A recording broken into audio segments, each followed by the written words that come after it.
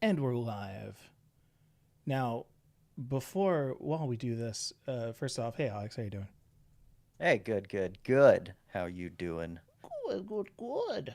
I am just looking to send out a quick tweeteroni.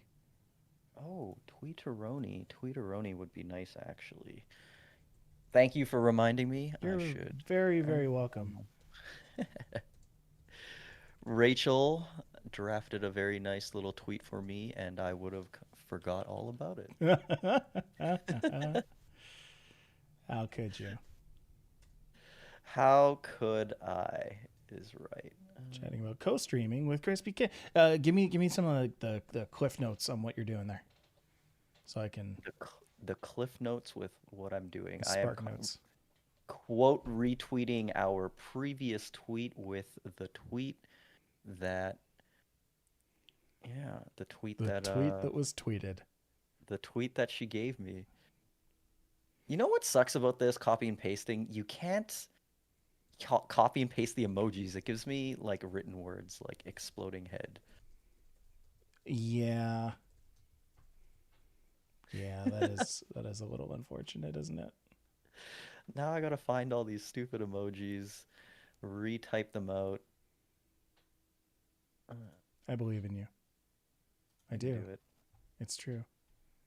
It's true. I do. Okay. I think for Yeah, all intents and purposes, folks, all not intents and intensive purposes. purposes. If you say it like that, then you're saying it wrong. Then we are good to go. Alex, do you agree? I agree. I'm Okay. here. I Okay. promise. Okay. Chat, do you agree? Good. All right. This is best of three, best of two, best of three. Episode 16 of our stay at home series, in which we talk about co streaming. Co-streaming. Co streaming. Here we Is go. this like it? Yeah. No, Sorry. no, no. Go No, ahead. no, no, no. We Or gotta were start. you We going gotta to start. ask if Sorry. this is co streaming? No, no, no, no. I was just gonna get into it, but my brain was had a little bit of fart there, I and see. I'm so sorry. My brain, it has fart right now. Here we go. Hello and welcome to Best of Three, a podcast made in esports. I am Mike, and clearly, as always, I am here with the incomparable Alex Kim. Alex, how you doing today? I'm doing good, doing good. The donut life is treating me well. The donut. I still don't. Is this an identity thing? Like, are you? I don't know. Honestly, it's just I always just thought that it was funny that Krispy Kreme donut It is kind of kind of sounded funny. like Krispy Kreme donut, and it's just something I've always said, and somehow I needed An some outlet. sort of tag. I needed it circled back. I went through a couple in the beginning. At one point I was the uncredible Hulk. I remember that. Oh man, you definitely went through like what most people go through when choosing a gamer tag. They're Yeah, like, oh man, like you always remember your first gamer tag. Alex, what was your first gamer tag? Chizzy, Really? Chizzy, Chizzy. I used that for like everything. No, actually, sorry. The very first gamer tag I ever remember was for like NBA Jam or something like that, and I think I tried to call myself Val Kilmer, but there wasn't enough characters, and I got Val Kill. Oh, okay. So you were like very, very close to being Valkyrie before Valkyrie was Valkyrie. Yeah, Oh, definitely, okay, right okay. there. You had it. I was like, it's like choosing not to buy I thought Val GameStop Kilmer was stocks. a cool name. I just thought it was a cool name when I I was mean, a kid, yeah, and I it's was an like, actual "That's a cool person's name." name though, right? Like that's Val Kilmer's name. He's a very, very famous actor. He is. Is that his real name? I didn't even know. Yeah. I thought that was like a stage name. Okay, cool. Oh yeah, no. Val Kilmer is definitely a guy. Yeah, Um, he's in Batman Forever and Top Gun. I know. That's Oh, how I know him oh, from Batman Forever. Yes. very cool. I didn't just Google him. My first gamer tag was Conorex, and that was a is from World of Warcraft, I believe. and that was a Okay. fully like randomized name, right? Like, you know how when you make a Oh character yeah, in yeah, World of yeah, Warcraft, you can randomize your name. It gave me yeah. Connorex, and I was like, I one, it was like I am Connor a X. short name, and I was like, this is awesome, dude. A 7 letter name that isn't taken and sounds unique. I used it for everything. I Mm-hmm. used it for everything, and then eventually, when I tried to make a personality for myself on YouTube, I was like, I feel like Connorex is just kind of a weird name for people to attach themselves to. So You start to get that when you grow older, and you're like, maybe not such a good name. yeah, like, Yeah. do you ever think that like Critical is ever like, maybe the name's a little played? You ever think PewDiePie is ever like, Yeah, grew out of that name. yeah? I How mean, long can you be called PewDiePie for? 40, 50, 30? exactly. I don't know. Like, Markiplier, like all great yeah. names, all very iconic names at this point. But I don't know if those names are or are not cringy to the actual people. I wonder if they're sick of the name. 100%. I say You 100%. think so? And I chose Crispy Kim, and it's just, probably not a name that's going to age well, but I'm sticking with it, and I'm going to regret it, but it's here. Keep it crispy. Keep it crispy. That's how you sign off on all of your things. And then Pete Holmes comes knocking on your door and he's like, "What are you doing?" That's how I end all my podcasts. I have no idea who that is. Don't worry. You will. You will. All right. Uh, Ladies and gentlemen, today we are speaking about About co-streaming. Uh, co-streaming. yeah. So there's a bit of a thing going on right now. Uh, Alex, you want to tell them about the thing that's going on right now? I mean, sorry, are you talking about League of Legends? Um, Yeah. yeah, League of Legends co-stream. So they just announced a watch party program. This is essentially a co-stream program. And this watch party program allows certain, higher profile names. I think they have a handful, something like five or so, who are allowed to rebroadcast the League of Legends, competitive 5? matches. Is it five? Is it five Whoa. of them? Maybe I might be getting that confused with something else. Yeah. Okay. Okay. But sorry. Yeah, I'm Oh, not sure the LCS watch exact party number. program. Yeah. Yep. So these people are allowed to rebroadcast live the League of Legends competitive LCS matches, right? Great. Friggin' fantastic. They get to put their own commentary over it. They get their own chat. And I'll yeah. correct you a little bit there. It's actually not 5. Alex, it's 6. Ugh. Uh, LS double lift sneaky medios. I will dominate. Yasuo. Yes, there you go. Yeah. Yeah. I'm glad Sneaky snuck in there, Yeah. real sneaky like. He's a That great was personality, and I think that's what they Riot was looking for in these partners. What are some different partners, different personalities, different communities we can hit with yeah. League of Legends, right? Now the question is, you may be asking, what is co-streaming exactly? So, like I said, it's not just in League of Legends. This is live rebroadcasting another broadcast. You can put your own commentary over it. You can, have other people come onto it. You can have your own analysis, whatever it may be. Yeah. And but Twitch does it a little bit differently with the co-streams. It's not just for matches, right? So I No, think there's well, some common. Twitch encompasses so much more than just matches these days. Is like, being owned by Amazon, you've got Amazon Prime Video and that kind of stuff. Like, there are a few programs out there that you're actually allowed to co-stream on Twitch. Exactly. And I think that leads to like some misconceptions about what a co-stream is. All right. Like I see a lot of streams on Twitch where it's like, oh, I'm streaming with someone else. This is a co-stream. Mm, Like that is not what they're talking about here. There's also a co-stream tag on Twitch, and I think people misuse that a lot as well. right. Like, this, just because they're streaming with somebody else does So not mean you're co-streaming. so to make it a little easier to understand, right now what Alex and I are doing is not co-streaming. Right, we are like Definitely not. we are both streaming one place. A co-stream is if we were streaming this out and then somebody was pulling this stream and putting their head at the bottom and being like, okay, now watch what Mike's going to say. And then they're like talking over our stream. They're streaming out a stream. That's a co-stream. Right, right. Yeah. Yeah, and then to make it a little bit more confusing, Twitch also has squad stream, right? Yeah. Which is not the same thing as a co-stream. What's a Twitch squad stream?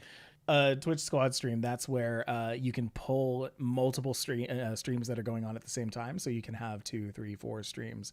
That is good for things like speed running. That's good for things like looking at competitions from multiple angles. Off the top of my head, I'm sure there's another one. Oh yeah, like if you're doing like a Pokemon Nuzlocke run, like a competition, seeing who can beat that first. That's basically speed running. But yeah, squad streams are independent of each other. You can bring those streams in at the same time.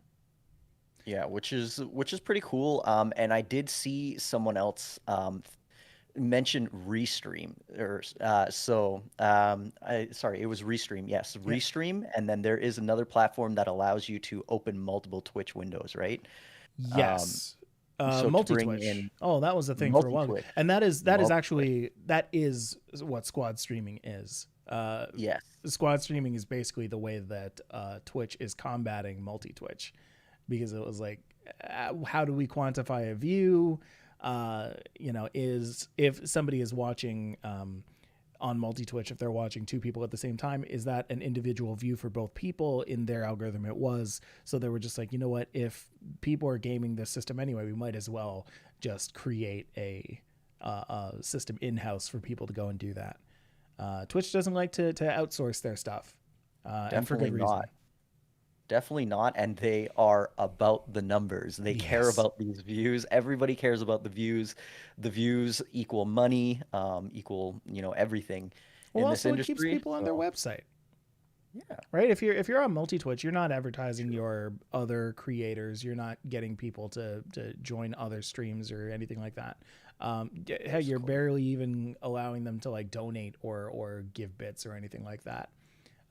So Twitch allows all that functionality that gets people staying on their site, that gets people paying money through squad streams. For sure. Okay, so we know what co-streaming is. We understand what co-streaming is. What is the problem with co-streaming? Okay, so from your perspective as a content creator, man, co-streaming seems like super good, super easy content, does it not? Well, It's like, I mean, co-streaming, that is how so many people got their start at the very beginning of esports, at the very beginning of content creation on YouTube, on Twitch, that kind of thing. I know right. I've spoken about him a bunch in past videos or past podcasts, but Day 9, that is entirely Yeah. how he got his start. He took pro matches and he commentated over them. They weren't happening at the time. He wasn't commissioned by the organizations to commentate over those matches. He just kind of Mm. did it because it was fun for him and it was practice, and that was just his brand. He did his content like that. Well, I think the distinction to make here that it has to be live though. Yes. It does have to be live. Yeah. Yes. So this is Twitch's version of that. So Twitch, where everything happens live, this allows you to actually like pull what's currently happening and being that personality. Now, on the one hand, it's fantastic for content creators. On the other hand, as a content creator, thinking from the side of the orgs, terrible for them, because I they spend know. all this money to get these commentators in, to get them talking about the matches, and some rando's just gonna pull the match off of their live stream and do it themselves because they think they can do it better. Like, I mean, even so, you can look at it in a couple of ways, right? So I'm Riot, and I'm okay. People are co-streaming my stream. I have 200,000 viewers right now. but I should have 300,000. You know, all the co-streams out there have picked away up and accumulated to like 100,000 viewers. Yeah. You know, and it's possible if everyone picks away, you know, 5, 10, 100 here, 100 there, depending on how many people are co-streaming. If you let it sort of go, it's possible that you're just gonna it sort of eat into your own viewers, your own viewership. I mean, and that I get it. I get the functionality, and it makes sense. And people have been doing it for a long time already. Heck, even I in the Pokemon community have done it. Many tournaments do that as well, where because the online infrastructure is so bad, you can't actually join as a spectator to go and watch Pokemon matches, which is so stupid. Oh wow. They have people stream out their matches, and then they'll just pull from their stream whatever's going on Right. and restream that. Now, is that a co-stream? Yes and no, because they're not using the Twitch functionality. They're just kind of opening up their stream player and bringing in a streamed video. But what this means is that people can't just do that without any kind of repercussions, because Twitch offers co-streaming. Now Riot can actually go after the people who are just pulling their source from their Twitch screen, and broadcasting it out to people. On the one hand, Twitch is able to be like, hey, no, we offer this, so you should just use this. And Riot, on the other hand, can be like, yo, you've got somebody showing our content, stop it. And also, we don't want them doing the co-streaming. So, Yeah, I mean, there's that one hand, right? But then there's the other hand that where you look at it and you're like, our event, our game, our whoever you are, is getting out there to more and more people, to different communities, just penetrating in places that you may not yeah. be, right? So those are sort of the opposing views, and I think a lot of different, you know, streamers and big time broadcasters have to weigh those two things and see where they want to land with it. I think this is more of a matter of Riot not picking their battles. They are blanket statements saying, no, you can't do any of these, where what they should be saying is, you can't do our main events, but you can do any of our minors that we have going on. Now, because again, I understand, like, they have a staff, right? Like, they pay people to do exactly what these streamers are doing without any cost to Riot. Right. So, yes, it gets their game out there, but I don't know if Riot necessarily has that problem. I think that they want to keep most of their stuff in-house at this point, much like how Twitch wants to keep multi-Twitch in-house. They want to do that by going to squad stream. They have the people. They always have the people. They know they have the people. So keep them on the one spot. 6 people seems like so few people. It is very few people. It's very few people, and you know, it's really giving a golden goose to like just some top content creators, like. Yeah. I mean, that's kind of the not great thing about content creation in general, is like, when you are a top creator, you get all the opportunities in the world given to you, because you know, these people want the most bang for their buck. Riot wants to give their content to the people who will show it to the most eyes. They don't necessarily want to show it or give it to people who have heart but not a lot of numbers behind them, because you know, what kind of a return on investment is that? They've got shareholders. I don't like that. Let me be clear. I don't like that. I wish that some of the bigger companies would reach out to the smaller up and comers, Right. but it's not like that right now, and that's So unfortunate. actually,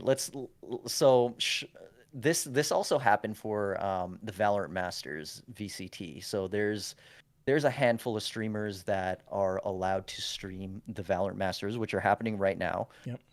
The one in, oh, I'm not going to be able to pronounce this, but it's in Iceland.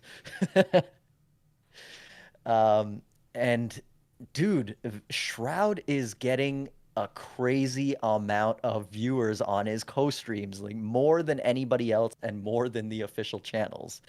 I Yeah. think he's peaking over 1 million viewers on his streams of these co-streams, and it's incredible. But it's I think yesterday I was watching. Oh, side note. This is a crazy side note, but NA killed Europe Mm. in the Valorant Masters yesterday. Just got to put that out there. We There did was a lot it. of trash talk happening, but yeah, yeah. Sentinels and V1 they pulled it out. V1. Epic games, very fun matches. And I was watching Shroud stream. So, Mm. looking at these numbers, like Shroud has probably like is holding an average of maybe like 250,000 viewers, something like that. And I think Wow. the official stream is at like 100 and something, maybe like 100,000 less viewers. And that's the official stream. But you see all of these co-streams happening, and just looking at the over time, it's actually boosting the official stream's numbers, and it's not taking away from their stream numbers. It's not like because Shroud is streaming that they're getting less views. So they're holding a consistent amount and actually growing their viewership rather than it going down. I think when you become a top streamer, you do more for the platform just streaming than you do for the people who view you. When you're Shroud and you have 250,000 people watching, those 250,000, yes, are watching for Shroud. However, the millions of other people who don't watch Shroud, because obviously no person has the majority of eyes on Twitch, they just have the largest number of eyes, but never the majority of people. The majority of people who are not watching Shroud will see that Shroud is streaming League of Legends or is streaming Valorant, excuse me. Valorant, yeah. And they will say, "Oh, looks like Valorant is doing something. Oh, what's going on with Valorant?" And they will see next in line that Valorant is streaming out their tournament, and that's how they join that. Right. And it's a system that works. I It is. think it's a brilliant system, and co-streaming definitely works. And I want However, and I want to stop you right there because we got to go back. We got to go back to the league discussion from to. Okay, that, okay. saying that it helps out the game to be streaming out its tournament and to be doing that. With League's 6 people, that is already 6 times more people than Shroud was. Now, yes, Shroud was the one streaming, co-streaming that So out, and then for everyone else to Valorant League. Masters, Yeah. there was also like a handful of the Pokimane, I believe, was in there. Yes. You got like some other like major streamers there. So yeah. Were there more major streamers than the I believe Valorant stream? similar amount. I can't remember the exact number, but probably around 6. I think if you go at anything more than 6, that might start to get into excessive territory. You don't want to take over Twitch with your high view count people, right? That's true. And then you'll definitely, with more than 6 people, you'll definitely start to eat into your own viewership, I think. Right. Yeah. Yeah, But we can. It's interesting that Valve takes a different stance on that, like a completely different stance. But we can get to that later. Yeah. Yeah. You know what? Let's take a quick little break, and then when we come back, we'll get a little bit more into this. Then we'll talk about what Valve is doing with their stance on this. Sound good? Yes. All right. We See will you in be a sec. right back. Cool. So we just talked about Shroud. We've still got Nade Shot to go over. Yes. Oh Uh, man, Shroud though. Oh, I wanted to say why Shroud's stream is doing so much better than the Valorant we still main. can. Yeah. Yeah, yeah. Sweet. So, I wanted to mention that, but Cool. We still can. we can talk about that like when we come back from break maybe, or I don't know. But honestly, Shroud's commentary is for comparatively, I think the actual official commentary was boring. Is Mm, kind of how I felt. It was there. Like it wasn't like it was different than other esports commentary. It was very much the same, but I don't really know Valorant. I don't really know FPS. I don't know the characters. I don't know all the skills, all of these stuff. But Shroud, he is brutally honest and he explains stuff, okay. So I don't get this razzle dazzle like, oh my God, what a shot. And I don't know if that was actually a good shot. Hmm. It could have just been sort of dress up, but like with Shroud, you get brutal honesty. If someone fucks up, he will point it out and why. If someone does good, he will point it out and why. Interesting. Um, yeah, and you just get this like honesty from him that you don't get from like actual casters, and that really helps me to learn Valorant, I think, because he goes deeper. He goes a lot deeper than the typical analysts do because or the typical casters do because I feel like they're there for the show to make it exciting and to, hype it up. Hmm. But that's not what Shroud is there for. Yeah.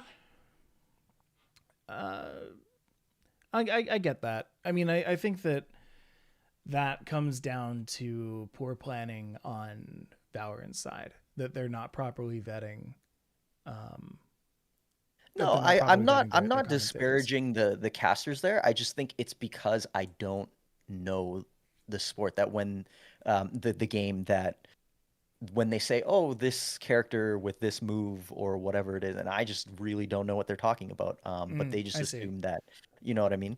So would is that to say that if you did know the game better, it would be a better watch to go over to the main Maybe. channel?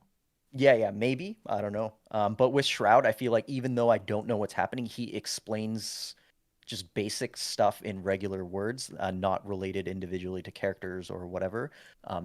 It helps me to understand, right, what's actually Mm-hmm. happening. Yeah. I wonder if that's to say that you should always go and invite your top content creators to be your Yes. commentators. Like, They know what the people want. I guess so. Yeah. Because I do know No, that I like think I think that's whenever, just how Shroud is, though. yeah, that's fair. Honestly, that's I do just know him. that whenever like day nine again, because I'm just all over him. Uh, when day nine would like commentate in StarCraft like professionally, those would be the ones that I was always watching because I was just so used to how he spoke and how he did things. Yeah, yeah. Okay, well let's get back. Let's let you make your Shroud comment. And we're back. Welcome back to Best of Three. Before the Hello. break, we were talking a little bit about Shroud and how in the Valorant scene, he pulled in more numbers than the actual Valorant stream itself by restreaming uh, Valorant's tournament. Alex, you had a little bit more to say on that. Oh, yeah, I wanted to say why I thought Shroud was pulling in more numbers. I mean, obviously he's Shroud. He does numbers anyways. But one thing that I loved about Shroud's stream is just his brutal honesty. Mm. If a play is good, he'll point it out regardless of, why. If a play is bad, he will point that out too and explain why as well. He really breaks things down in sort of a brutal Shroud honest way. That's sort of how I'd put it. And I think the casters more they put a lot of flair on it, they put a lot of hype on it, and it's a lot of spin, and they're talking really fast. Um, you know what I mean? And it's for somebody who doesn't know Valorant that well. I think Shroud stream was just a lot more enjoyable to watch because I just could soak up more information. So I think for a game so early in its life, Valorant's like what 2 years old at this point, Yeah, I think less. maybe even less. Yeah. I think that's great for having somebody like Shroud who will break it down, who has that audience already from all the other things that he used to do. Um, I think that that's a great funnel into the world of Valorant. I think that if you're a person who knows Valorant more, then you're not necessarily getting that out of Shroud. Maybe you're still getting the entertainment value that he brings, but maybe the professional streams with the analysts and all of that kind of stuff who don't spend the time to break it down, maybe that would actually be better for them. But I'm willing to bet that a lot of Shroud's audience may or may not have actually played Valorant, or may not be actual players of Valorant, and may or may not actually watch the stream had he not been streaming in the first place. It's possible. I mean, he plays a lot of Valorant too, so he must have some Valorant fans in there. But he does play other games, and he started in CS:GO and all of this. So yeah, like maybe they play different FPS, but not necessarily that one. So yeah, and I mean, my big thing, and I guess this is a streamer tip for all the people out there who want to be potential streamers. I am a big proponent of concept over content, to an extent. Concept over content meaning if you have an idea for a really good show, that will draw in people over time. Now, having a good idea does mean that the content has to be good, but if you are a streamer who wants to just turn on a video game, turn on OBS, and stream out to Twitch, there is no amount that of which you can do that will start to pull in people. And even if it does, it will pull in people to a point. If you don't have a good concept for your stream, if you don't have a reason for people to come in and see you, then you're not going to grow. Shroud is a person who has a fantastic concept for his stream. Pokimane is a person who has a fantastic concept for her stream. Ninja, God, fantastic concept for his stream. Neither of them just go on to OBS and start streaming out their games. Definitely not. If you really break it down, then maybe, kind of, but there's so much more to it than that. You know who puts so much production value behind what he does? Dr. Disrespect. I'm not a huge fan of his streams, but he does some crazy shit with his streams. He and it's all from home, and it's just it's truly incredible. Respect for that. You gotta respect Dr. Disrespect for that. Yeah, absolutely. And I mean, like, the list goes on. There are so many very, very, very creative people on Twitch right now. Creativity is king, and it always will be. If you have a good idea and you can flesh it out and you can figure out how to make it palatable for your audience, you're going to succeed eventually. You can believe in yourself like that. Believe. Yeah. You gotta believe. If you don't believe, you'll never make it. If you don't think you're good, you're not going to play good. You know? Yeah. And then there are the people who are like, well, I put on a good show, but nobody comes and watches my stuff. Yes. Well, then that goes into the realm of, is it something that other people want to watch? Are you marketing yourself properly? Like, there are ways to get your name out there. There are ways to, like, I could delve super deep into what I maybe we hold that for a different podcast. Yeah, we'll hold off on that one. That'll be in a couple of weeks. I'll break that down for you folks. Yeah, so we talked a lot about Twitch, but I want to talk a little bit about Nadeshot, because he actually seemingly ditched Twitch a little bit. Yeah, he kind of did. Nadeshot went and demoted himself from Twitch partner to Twitch affiliate in order to co-stream, again on the topic of co-streaming, co-stream the CDL onto YouTube. Now, for those of you who are unaware, if you are a partner, you are a partner with Twitch. If you are a Twitch partner, I should say you are a partner with Twitch. You cannot go and cheat on your partner by going to stream on another streaming service. So yeah, it's the only platform that you can stream from, period. Right.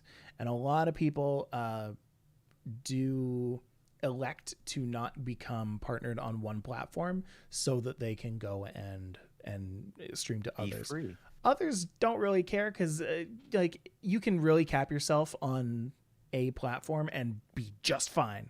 Like if you are say Nick Cool, right? Yeah. You get the Facebook partnership, you're great. You're streaming to Facebook, you're making whatever money you make off of Facebook, you're good. YouTube streamers, same kind of thing. You get partnered on YouTube for that. I'm not particularly sure about YouTube's terms of service as it comes to streaming with streaming on other platforms, but I digress. With Twitch, it's definitely you stay on our platform and you stream on our platform if you're going to stream. Okay, so going down to affiliate, how does that help Nadeshot to be able to co-stream on YouTube? It allows you to actually do it. You can't if you cannot if you're partnered. You can if you're affiliated. There are certain stipulations to it that has something to do with how often you do it, and stuff that not a lot of people tend to enforce, because a lot of the people who are affiliate are rather less watched. Yeah, definitely. There's also I believe there's a 24-hour sort of exclusivity on Twitch as well before that content goes on another platform. So then my question to you, so co-streaming the CDL on YouTube, how's he making that work? Well, so first thing, I guess the CDL, the reason he had to do this, the CDL is exclusive on YouTube, so completely different platform, and a lot of people involved with the CDL are caught in the middle, like, hey, we were all Twitch, but now you're only YouTube, so. Right. And this is sort of the issue with him. So he's not streaming this to Twitch. He is not streaming this to Twitch. He is co-streaming this on YouTube. But previously, he couldn't even stream on YouTube if he wanted to co-stream or not. So this allows him. This opens it up. And I think it's some people may be like, why would you want to do that? I don't think Nadeshot is trying to get YouTube famous right now. Right. He's definitely doing this because he's invested in the Call of Duty League. He's the owner of 100 Thieves, but he needs the Call of Duty League to succeed, and he wants this viewership on YouTube to grow. And when we've discussed it in a previous sort of episode where we were talking about the YouTube numbers of CDL in the Overwatch League, but they're not fantastic compared to what you see on Twitch. It's actually, there's a big gap. There's a big gap there. And I think he's really doing what he can, using his star power to bring what he can to the viewership of CDL, right? Yeah. And I mean, like you can't not, right? Like if the CDL is on YouTube, you can't not also be on YouTube if you want to do anything with the CDL.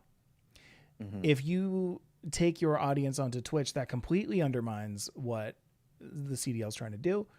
They want their series to be on YouTube where people can watch it on YouTube so that people can enjoy it on YouTube and stay on YouTube.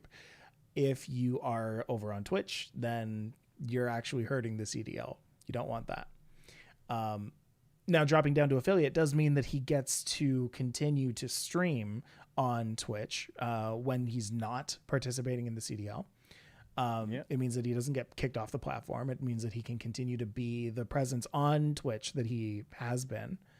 And I kind of respect that. I personally, for Best of 3 and for my own channel, I made the switch to be on exclusively YouTube because we felt that YouTube was better for us in general. We want to be a channel first. We want to put out content for the channel, for the people who decide to subscribe to us. And so we are on YouTube, because if we're going on Twitch and we're saying, okay, also go and subscribe to our YouTube and go watch our videos over there, we're asking people to leave Twitch, and they're not necessarily people who would want to do that, because all of these streaming services are kind of they're their own groups now. There are a lot of people who exclusively watch Twitch, exclusively watch YouTube. There's less and Definitely. less divide. However, so I said that for best of three as well as for Pokesports. For my personal brand, I would want to do it on Twitch because I feel like being a personal brand on Twitch, if you're going to be Yes. streaming, that is it. That is it. Yes, I completely agree. Twitch is about personalities. It's about that Yes. intimacy. Um, there are a lot of huge esports, tournaments and, productions that take place on Twitch, but like when I think of Twitch, I think of, you know, the the people behind it, Yeah. Yeah, the personalities is And really Nadeshot what gets to makes do that. And Nadeshot gets exactly. to be Nadeshot over on Twitch. But Well, and he said the same in his statement as well. He's like, "Don't worry, Twitch fans, I'm not going anywhere. I'm still gonna stream, blah blah, blah." yeah. And yeah, so I think it's the right move. Have Mike, have you ever tried to clip something on YouTube? No, I have not. So I just I am so frustrated by it. You know how on Twitch when you clip something, Yeah. it turns into a video that is that length and it has its own URL, and then Yeah. you can find it as a clip in the gallery. Yeah. Yeah, on YouTube, it gives you a link that you can share, but it does not turn it into its own video. It just sort of highlights the part that you wanted, and it is still the full VOD. If you take that, it's still the full video. It's still the same title as before. You know what I mean? It's not good. I Do don't not like like. that. I don't I like do that. not like. And I see what YouTube is trying to do with the views and really trying to just like push it into the main, then you don't get fragmented. Anybody who looks at a clip that somebody might have shared, it goes directly to the full VOD view. I'm not sharing that. I'm It's I'm not sharing a stream that starts at 40 minutes and goes until you decide to stop watching. no. It's highlighted so that Oh. it'll loop the part. But Oh. if you have the option to like click out of that and then it'll play the whole thing. Okay, well I hate that less. That's not so bad, I guess. Yeah, I mean I don't know. I Yeah, I hate see it. what You they're trying can't to do. There's also no gallery to look at a bunch of clips from the stream. Like Mm. it just has that link, and if you don't have the link, you'll never find it. So Oh, not a I huge fan mean, of that. yeah, that's just how I feel. I had to get that off my chest. I was really not a fan. YouTube, I know we exclusively decided to use this. Please look into that. No, I think YouTube is great for organizations. YouTube is great for showcasing uh, talent of an organization or even a person in some cases, in a lot of cases.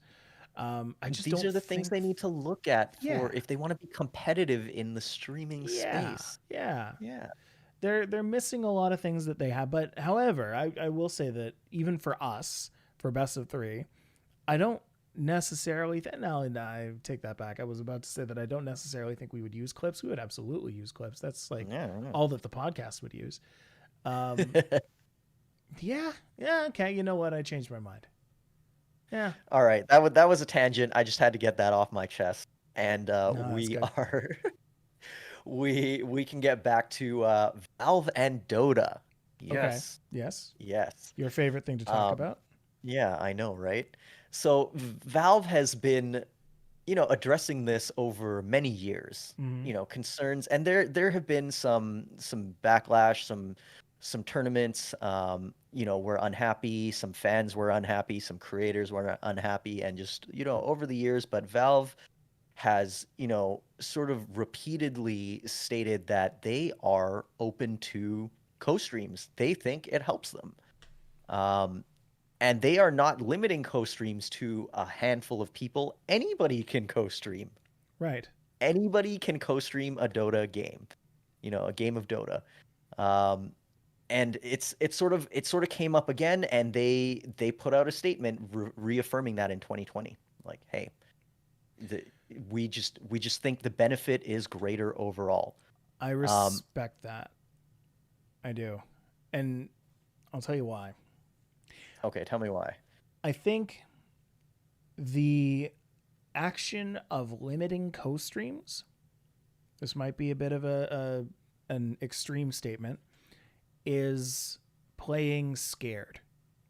I think if you are saying nobody else can show off what we're showing off, that's not being protective over your IP. That's saying that you don't want anybody to put on a better show than you're going to put on. Ooh. If Valve says you can go ahead and co-stream our stuff, but it will never be better than the thing that we're going to stream, that is what I hear when they say anybody can co-stream. Go ahead. Well, here's the rub, right? Here's the rub. They're speaking on behalf of third-party tournament organizers. Yes. So But these they tournament hire them. organizers, Yeah. they do not necessarily, like as long as you meet certain requirements, you can become I see. they're not necessarily hired, but you can become a major or a minor or whatever it may be, right? So yeah, and I think the people that pisses off the most is the tournament organizers because Probably. Valve is not most of these tournaments. They're like, hey, it's not our problem, and I think that's where their Dota differs a little bit from the rest of the more structured and closed league ecosystems. Is they're kind of hands off, and they're like community hands run, so it's helping their game. And it may or may not help the tournament organizers. That's fair. That's fair. So I mean, the people who think that they can put on a kick-ass tournament, those are the people who aren't scared of this. These are the people who are like, nah, it doesn't matter. You can go ahead and co-stream, show off our stuff even more. It's fine because we're going to show off a great stream. There is a reason that Valve probably would have a very hard time stopping co-streams in the first place, though. They have a replay system like no other. I don't know any other game that has a replay system like Dota. So in Dota, the replay system, every single match that is played can be played publicly, can be accessed publicly if you have the match ID, and the replay can be found. Now, the replay is not a VOD. This is an in-client replay where you will load in and you can actually change the camera angles. You can look at, you can fast forward, you can rewind, you can listen to it live. You can switch sort of in real time between the different casters that casted that game, or you can turn it off entirely. Oh, You can switch between different player perspectives. You can pull up all the charts, and it's its own game. It's like this complete open source replay system. Exactly. And it's actually how content creators make a lot of shorts and things like that with it as well, because you can sort of film it in the game, you can have it happen, and then you can change the angles of it and re-record that on OBS and zoom in and all of these things, right? But this replay system allows you to do that, and because of that, when I go and watch a replay from a tournament, or even if it's happening live, live events I can watch in client, and that's splitting views from wherever Twitch and whatever else. There's in-game views, and then there's that. I can watch this replay. I can go in there. I can rebroadcast it. I can do as I wish with it, and it's new content. It's brand new. It's no longer that person's content anymore, is it? Have I changed it enough? You know what I mean? I think so. I think you've definitely changed it enough if you're going in and doing that. That's amazing. And also we need to do an episode just on replays, because I'm replay systems. Oh my gosh. Ooh. Oh my gosh. Because that is, again, yes, the most intricate replay system that I have heard of to date. The only, and one on the complete polar opposite, I mentioned it earlier, Pokemon.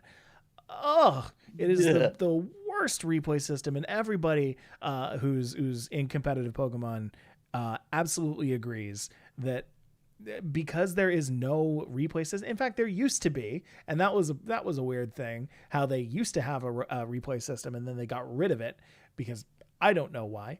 But there isn't one in Sword and Shield. There's no spectator mode. There's no, there's no way apart from the two people who are the ones playing the game to get in on that game short of one person streaming it out. This is a major issue, and Huge. Parabellum comp Rocket League on Parabellum, he's on probably day 60, 70, 80, 90, I don't know, but he's tweeting at the developers to implement a spectator mode for coaches to be able to watch their players play in their games instead of having to use Discord views and everything like that. Like, why does it not exist when you have an esports ecosystem? There's so many different problems to the spectator mode. Yeah, what's really unfortunate is because I started in Dota. Yeah. I You're spoiled. expected this of other games and other esports. Mm-hmm. And when I first saw Fortnite and I was like, what do you mean there's no spectator mode? Like, it just doesn't exist? How is that possible? What do you mean there's no custom lobbies? Like, how are you supposed to make this esports? It was real tough, it was really funny to me. Yeah. Oh no, absolutely. Yeah. And I mean, that's how people on most Blizzard games made their start, is because in StarCraft, in Warcraft, I believe in Overwatch, they all have proper spectator modes. Mm-hmm. It's all possible for it's entirely possible for anybody to just be sitting in that game and look around at what's going on. It's a very simple thing to do. And I don't know why more people don't do it, or why it's not a forethought going into a game. Being like, if we're going to make this competitive, we've got to make it so people who aren't playing can see everything, right? Yeah, most definitely. It's it's interesting. I want to do that replay episode. That sounds. I want to look into replay systems of a bunch. See how they stack up. Yeah. Is Dota the best? Because I think it is. Maybe. I know that Hearthstone as well. We won't get into all of them, but Hearthstone as well is one that has a bit of an issue. It's a little easier because it's done off of the computer, and you can also like go in and spectate people's games, but you can only watch it from the perspective of the one person that you are spectating.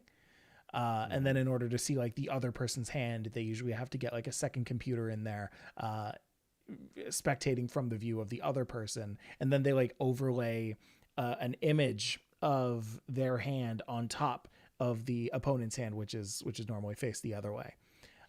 So like you can kind of see what's going on, but you also kind of can't.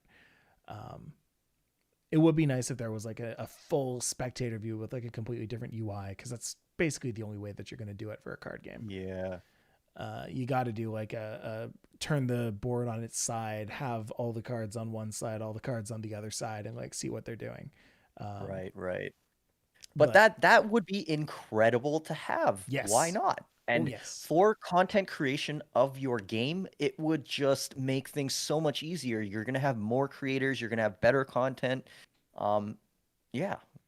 That's what I think. Yeah, absolutely. This you want to increase streams to replays, but yeah, you want to increase the viewership of your game. Allow people to commentate over your stuff. Allow the co-streaming to happen.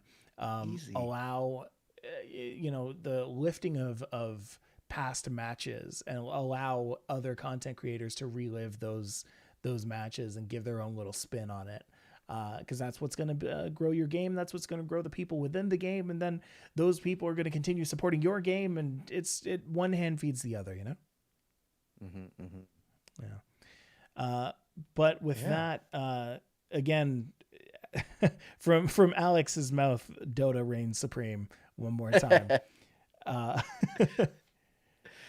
It's so weird, man. Like, go play Dota, kids. Go play Dota, kids. So. That's what I want to close with. Yeah. It's so weird. Like, I have made a career off of playing Pokemon, but I really hate a lot of things about it. I really think that it's missing some things, and obviously spectator mode is one of them. I never even thought of spectator mode for that game. I just like it. You just brought it up, and yeah, I can't imagine just it not existing. So Yeah, absolutely, absolutely. And you've been so spoiled by Dota. I keep getting, like every little thing that's brought up, and I really think about, man, what? And Yeah. it just the words, yeah. Yeah, I hear you. Well, that is going to be all from us at Best of Three. Hey, you know what? Do us a favor. If you're here at the end of the video and you've listened through and you agree with any of our points, let us know what you think down in the comment section down below. If you're with us on YouTube, let us know. Do you co-stream? Do you watch co-streams? Would you watch a co-stream? Do you think it is good for the game or not? Let us know what you think down there. Of course, make sure you're subscribed to Made in Esports so that you can see this episode and many more live as they come out on typically Wednesdays. Yeah, where is it? Which way is it? Mobile, I think, is over there, so that you can be here when we stream on Wednesdays at 7 p.m. Eastern Standard. Unless we have a guest, then sometimes we do different times. Wink, wink, nudge, nudge. Alex, where can people find you? You can find me on Twitch. I'm sorry, Twitch. I'm not on Twitch. I'm on Twitter. You can find me on Twitter at CrispyKim. You can find me co-streaming. Find me co-streaming on Twitch. That's right. As for me, you can actually find me on Twitch at StillJustMike, as well as Twitter at StillJustMike. Make sure you go and follow me. Say hi. Do all the fun stuff. Yeah. Folks, that's going to be it from us. I hope you had a great time. I hope you have a wonderful week, and we will see you